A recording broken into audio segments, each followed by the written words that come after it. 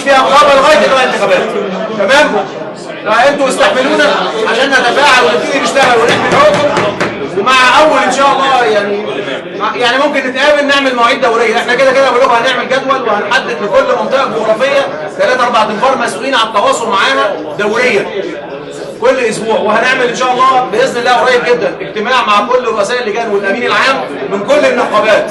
هنبتدي نتحرك ونوصل للعمال، مش هنخلي حد يجينا لغايه كده، احنا هنروح لكم وهنقابل اللي عنده مشكله ان شاء الله، بس ساعدونا عشان نشتغل. احنا لغايه دلوقتي يعني اللي احنا فيه ده عشان تشتغل لازم تحل النزاع اللي ما بين الطرفين. مفيش نزاع. احنا دلوقتي النزاع مكانه محكمه، خليك حل بعيد عننا. بس احنا حقوقنا نضمنها الاول. احنا مش عايزين نضيع وقتنا 3 4 اشهر في المحكمه يكون عصعصونا في المحكمه. والطرف الاخر من وجهه نظره بالورق اللي معاه بيقول معاه الحق. الاثنين واحد تمام؟ طب تمام. المشكله في ايه بقى؟ المشكله ان في دلوقتي استاذ محمد سعفان اتلغى توقيعه من كل البنوك. تمام؟ الموضوع اتخذ فيه خطوات قانونيه بسلطه الوزير. فاحنا كده كل حاجه هتبان. فلوس النقابه العامه يا ريس. يا استاذ احمد فين؟ ايه بقى؟ هنعرف ان شاء الله بقى معانا باذن الله. كل مصايف واللي لا مصايف ايه؟ ليه يا ريس؟ باشمهندس هنعمل مصايف تاخد 40% ايه؟ النقابه العامه العمال يستفيدوا منها ايه؟ ولا حاجه ولا حاجه. باشمهندس بس مش وقت انا مكلم يا استاذ ابو العز عشان نقعد اخر النهار انا وهو محمد سعفان. الله يكرمكم. احنا يا جماعه لا طمعانين في حاجه ولا احنا جايين عشان نسير امور النقابه. ارجو ان ده يكون واضح. الاستاذ محمد سعفان اخ فاضل. اتفضل. مشكله بعدين اتفضل ما اصبحتش بين الاستاذ احمد والاستاذ سعفان والاستاذ ابو العز. اتفضل. المشكله مشكله قطاع. تمام. مشكله عمال، مشكله شرعيه. انت حضرتك هتقعد مع الاستاذ سعفان، هتقعد مع جبران، هتقعد مع ابو العز، ده قاعده وديه بينكم. انت عمال مالهاش دخل فيها خالص اطلاقا. حضرتك معاك قرار اداري في 24 ال 24 دول نصاب قانوني؟ لا دي نمره واحد. دي لجنه اداريه مالهاش دعوه بنظام قانوني. اللجنه الاداريه 24 الاداريه 24 مين يحكم في النص بقى في الفيصل؟ رئيس النقابه صوته بيسمع. انتوا عارفين الكلام ده وعندكم هو من ضمن 24 يا ريس. يبقى يرجع القرار اللي هو عايزه، هيرجع القرار اللي هو عايزه. طب ماشي اتكلم يا شيخ. انا واقف بالصوت ما اتكلمتش، بس هتكلم على رقم اداري بعد ال 24 حضرتك منهم. تمام؟ لجنه اداريه مش 24 في القانون مش 24. تمام؟ بعد اكمل وبعد كده بعد اذنك استاذ وهاب كمل صحح. طيب اتفضل. ماشي؟ انت حضرتك عايز تقعد مع استاذ سعفان او اتفقتوا تقعدوا مع بعض، ما كانش الاولى احتراما للكل بما فيكم الناس كبار تقعدوا قبل التشكيل ده ما يطلع. دي نمره واحد. كلام جميل جدا. تمام؟ اتفضل 100 عشان ما نخش في خلافات. انا عندي مشكله مع العمال اعترضوا على النقابه العامه كده وكده، كله عايز انتخابات. انت حضرتك بتعمل لجنه اداريه جايبيها من الاستاذ جلالي على دماغنا من فوق. الاستاذ سعفان عمل جمعيه عموميه باطله مش باطله، هو عمل جمعيه عموميه تمام. خدت قرارات تمام. الشركات فيها ما هو خلاص بس انا بحاول الخص عشان المعلومه توصل. احنا دلوقتي مع الاستاذ احمد ولا مع الاستاذ سعفان؟ زي ما قلت في الاول قعدتك معاه على دماغنا حاجه شخصيه، بس ما تخليناش في شيء. تمام. احنا نحترم اي قانون. تمام. نحترم اي قانون. اللجنه الاداريه اللي تشكيلها زايد عن الحد القانوني بتاعها، ولا الجمعيه العموميه اللي تاخذ القرارات وماشيه وكل الهيئات اللي حاصله دي. نروح فين بقى؟ تمام. نروح مع الاستاذ احمد. طيب يعني انا ارد دلوقتي. احنا زي ما قلنا ان الوزاره وقفت توقيع الاستاذ محمد وحصل اجراءات، لان الوزاره طبعا هي طلعت القرار دوت وهي السلطه الاعلى او الاتحاد عمال مصر. فدلوقتي المفروض ان الاستاذ مهاب واحمد سيف هم اللي لهم التوقيع دلوقتي. تمام. نقف بقى نستنى نحل مشاكلنا ولا نشغل؟ احنا هنستفيد بالتوقيع يا ريس. العمال هتستفيد ازاي؟ حركه الفلوس وكل حاجه. الفلوس دي احنا بنسوي بيها ايه؟ الجوابات اللي بتروح لشركتك حقوقك انت.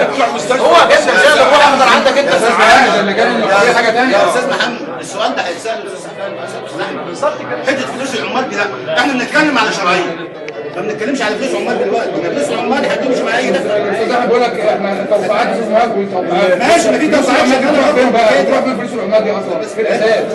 فلوس العمال دي مش وقتها بقى. لا الدوله بتتكلم على كرسي مساله سؤال حاجه ولا النقابه العامه برضه ما وصلناش لحل برضه. باشمهندس احمد سؤال بعد اذنك يا باشمهندس. هو ليه ما تمش انتخابات زي ما تم في بعض الهيئات؟ احنا النقابه طالما العدد قل على النص نقابات، فلازم نصعد التأليف عدد الاصوات. النقابه هنا ما كانتش بتتم بالانتخابات يا جماعه. لا انا بتكلم عشان حل النزاع بين الاستاذ محمد سعفان وبين باشمهندس احمد بعد اذنكم يا جماعه، احنا في جاسكو كان لينا تجربه كويسه. اول ما مسكنا النقابه قسمنا الشغل بينا لمجموعه من اللجان، ناس بتشتغل لجنه في الاسكان، ناس بتشتغل في الجهود، كل مجموعه بتشتغل في حاجه. انا شايف دلوقتي ان الكلام كله حوالين القطاع العام، واذا كان القطاع العام مش ممثل كويس او في شركات كبيره مش ممثله كويس، احنا ممكن نفس الفكره دي من خلال التشكيل يتشكل مجموعه من اللجان بحيث انها تدرس القضايا وتتعرض على المجلس يعني احنا ممكن نستفيد كلنا بخبرات بعض، كلنا كوادر محترمه في شركاتها، نخش ونشتغل مع المجموعه ديت. اللي عايز يشتغل بيشتغل، ملاش علاقه ريس ولا امين ولا حتى من بره. واخد بالك يا باشمهندس احمد؟ يعني اللي عايز يشتغل يتشكل مجموعه من اللجان الفرعيه، المجموعه دي اللجان النوعيه اللي كانت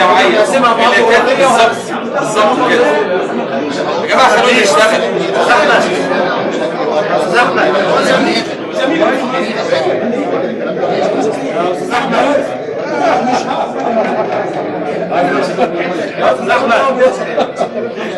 النهارده في شيء متوقع تشكيل اللجنه الاداريه لدرجه النقابه العامه اللي بتقول ان عمال القطاع هتقع بالصبح على الصبح.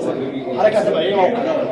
والله انا ما بحبش. بص اقول لك انا لا معلش، هو مجرد معلش مع احترامي حضرتك بقى، يعني حضرتك بقرار وزاري قرار جمعيه عموميه وات كان ايه مع احترام حضرتك. بس انا عايز اعرف انت بقى بعقلك انت بس اكلمك بعقلك انت. دلوقتي لو احمد سيف والمجموعه ال 24 دول خرجوا، اولا دول فيهم ال10 المنتخبين من زمان متفقين. لو خرجوا بقى كلنا محمد سعفان موقوف ومضاربه واقفه وملوش توقيع على الشهادات، مين هيشوف حالنا بقى؟ ندعو لانتخابات نقابيه وتتعمل انتخابات. في يا ابني النقابات موقوفه، القانون بيتعدل. يا جماعه انا بسال في نقطه محدده. احنا عندنا شركات قطاع عام قامت التعاون ومصر والانابيب والتكرير والعامه، وقالت يا جماعه احنا مش عايزين النقابه ديت تمثلنا. ايه موقف سيادتك؟ على فكره معلش يا استاذ ايمن انا عايز استرجع. انا اعرف ان محمد سعفان شخصيا كده بتعاملاتنا معاه بقالنا دلوقتي، احنا دلوقتي دي ثالث دوره نخش انتخابات، والدورات دي بقت دوره دورتين، يعني بقالنا 4 دورات. تمام. دوره جامده. دوره جامده. ليش بقى كلام الراجل ده؟ دوره ثانيه. احنا عملنا مع محمد سعفان وقبل الاستاذ فوزي واللي قبل. الدنيا فيها شرعيه وفيها نظام. احنا مش ضد الشرعيه ولا ضد النظام، احنا مع النظام ومع الشرعيه. طب يا جماعه اختلف يا بيه. معاك يا بيه اختلف احمد مع ويليام، بطرس مع محمد مع يحيى. في النهايه احنا زملاء وهنتقابل عند نقطه معينه. سعفان هيقعد مع الاستاذ احمد سيف. سعفان هيجي يقعد مع الاستاذ احمد بناس وعلى الترابيزه. اسمعني بس انا بس عايز اتكلم في حاجه. عايز النهارده شركات القطاع العام هتقول له تقول مش عايزين اللجنه. ايه الموقف العام بتاع حضرتك؟ نقعد من غير نقاش زي ما انت عايز انا استقيل. انا تحت امرك. انا على فكره والله حضرتك رافض الشكل دوت من البدايه. اسامه دي مسؤوليه. انت فاكر انها دي تشريف ليا؟ مسؤوليه. بعد اذنك يا استاذ احمد. اسامه صلى على النبي. الايام ما فيش اسرع منها. الايام اللي جايه انتخابات. احنا مش هتحصل يا استاذ يحيى. هتحصل والله ما هتحصل. وايه اللي مش هيحصل؟ والله ما هتحصل انتخابات. والله العظيم ما هتحصل. اللي عايزه العمال هتجيبه. يا بيه انا بعرف في المنطقه جوه مش هتحصل انتخابات. جماعه الاخوان المسلمين استعداد تخسر النقابات العماليه بعد ما خسرت اتحاد طلبه الجامعات المصريه. مش هيحصل. محمد مرسي مش هينزل تشريع يعمل انتخابات. والله لو وقفنا على شعر راسه مش هتعمل انتخابات. يلا شوف هو كسب نقابه صحفيين يا بيه. احنا مالنا دي نقابه مهنيه اهم منك انت يا بيه. دي نقابه مهنيه اهم منك انت. احنا نقابه عماليه يا بيه. دول اهم ولا احنا اهم؟ لا احنا اهم يا بيه. اشرف في نقابه اهم عن اي حاجه. النقابه اللي احنا فيها دي شله نقابه البترول طول عمرها انضف واشرف نقابه في مصر. نقابه البترول هي العمود الفقري اللي بيجيبوا البلد. انا خليك محمد الدين اعرف العماوي واعرف محمد شعبان واعرف محدش فيهم عمل العمال سمعت حاجه. شعبان عمل واحنا عمل ماشي. مش هيعمل دي عمل والله ما هيعمل التاريخ والله ما هيعمل. انت هتيجي بعد مني كمل مش هيعمل كله بيدور على الكرسي يا بيه. مين اللي قال لك؟ وانت بتدور هو الاول يا بيه كان يحترموا الجمعيه العموميه يا استاذ ايمن. كانوا يحترموا الجمعيه العموميه وقياده الجمعيه العموميه. ولا قياده الازهر عايزه كلها يا بلاش. الجمعيه عايزه كلها يا بلاش. مش بنحترم قانون. الجمعيه العموميه قانون. انت افكر منك في العدل تمشي انا انا انت بتدور ولا تقول لي بيدور على الكرسي. الاخوان عايزين يتكلموا خلاص. يا اخوانة النقابات اقسم بالله انا متوقع مليون في المية القطاع العام ممكن هيقف. مش عايزين قومة، مش عايزين النقابة ولا عايزين لجان ادارية. انت بتتكلم في ايه يا استاذ خالد؟ طب بس بالراحه كده، انت بعت قوي كده ليه؟ اصل انا اضرب الناس يا ريس. انا بشتغل في الشارع.